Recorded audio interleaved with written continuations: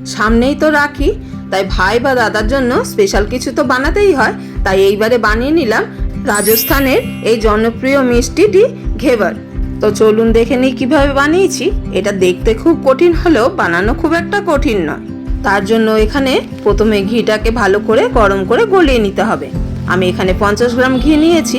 ঘিটাকে গরম করে একটা বড় জায়গায় ঢেলে নিতে হবে। ঢেলে নিয়ে বরফ দিয়ে ভালো করে ঘষলেই এরকম একটা মাখন তৈরি হয়ে যাবে। যখন পুরো মাখনটা তৈরি হয়ে যাবে, বরফ জলটা ফেলে দিয়ে ভালো করে এরকম ফেটাতে থাকতে হবে।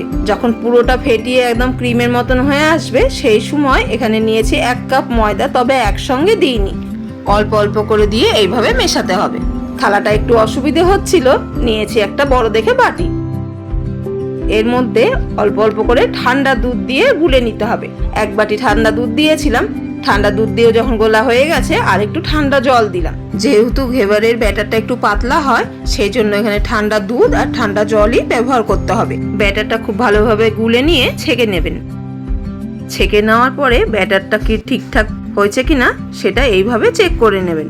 একটা চামচ বা হাতা যেন এরকম দাগ দিলে সঙ্গে সঙ্গে ঢাকা পড়ে যায়। ব্যাটারটা রেডি হয়ে গেলে এরকম বরফ জলে বাটিটা বসিয়ে রাখতে হবে।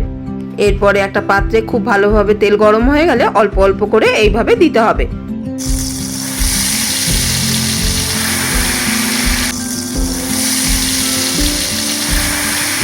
ঠিক এইভাবে লেয়ারিং করে দিতে হবে। অল্প অল্প করে দিতে থাকুন। কিছুটা দেওয়া হয়ে গেলে এইরকম একটা শিক দিয়ে একটুখানি ঘুরিয়ে নিয়ে ভেজে তুলে নিন। এই দেখুন, আর একটাও ভেজে নিলাম ঠিক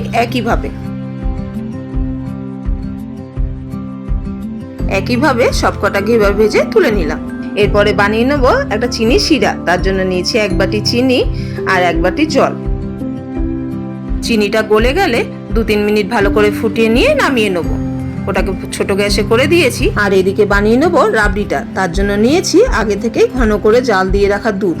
এর মধ্যে দিয়ে দিলাম অল্প সামান্য চিনি আর একটুখানি এলাচের গুঁড়ো। এদিকে আমাদের চিনির শিরা রেডি হয়ে গেছে আর রাবড়িটাও হয়ে এসছে, যেহেতু দুধটা আগে থেকেই ঘন করে জাল দেওয়া ছিল।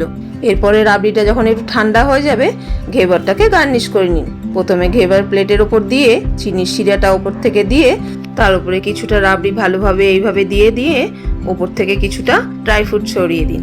ব্যাস, তাহলেই রেডি হয়ে গেল রাজস্থানের স্পেশাল ঘেবার। তাহলে এবারে রাখিতে আপনিও বাড়িতে বানিয়ে ভাই বা দাদাকে চমকে দিন। আর ভিডিওটি কেমন লাগলো কমেন্ট করে অবশ্যই জানাবেন। ভালো লাগলে একটা লাইক করে দেবেন।